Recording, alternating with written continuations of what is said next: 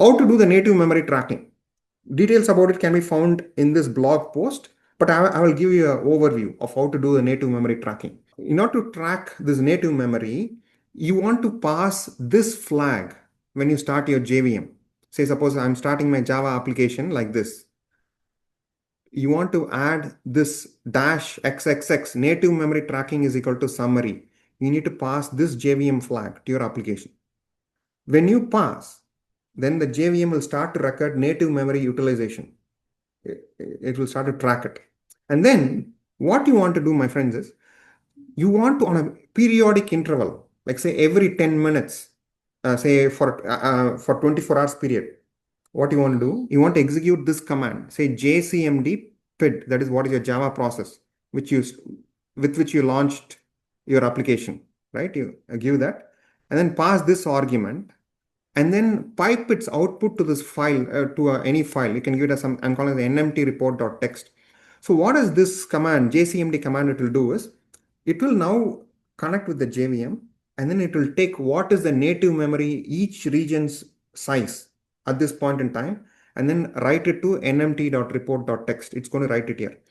And then for every 10 minutes, it's going to connect, get the data, what is the size of each native memory region, and then it's going to print it to this file. It's going to keep on appending to the file. So now you can open this nmt report.txt in your text editor, or you can use our GCEC tool, right? To this GCEC tool, you can upload this NMT report.txt which you captured. So now the tool will analyze this data, and then it will tell whether any leak is happening in any particular region or not. So let's look into a sample native memory report, right? How does it look? So let me open a sample native memory report file. See, this is how that file is going to look. See, you see, it's going to print each native memory, all the JVM regions. What is the heap size? What is the class, which is metaspace? What is the threads?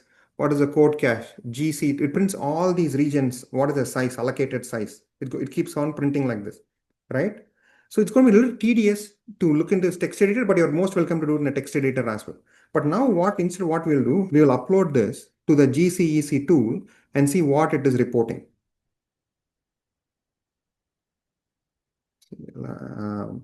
So now I'm going to be uploading to the GCEC tool. So friends, our tool set is available both on the cloud and as well as on the prem. You can do either way, right? Some people classify these as production artifacts, so they don't want to upload it online. So rather, they can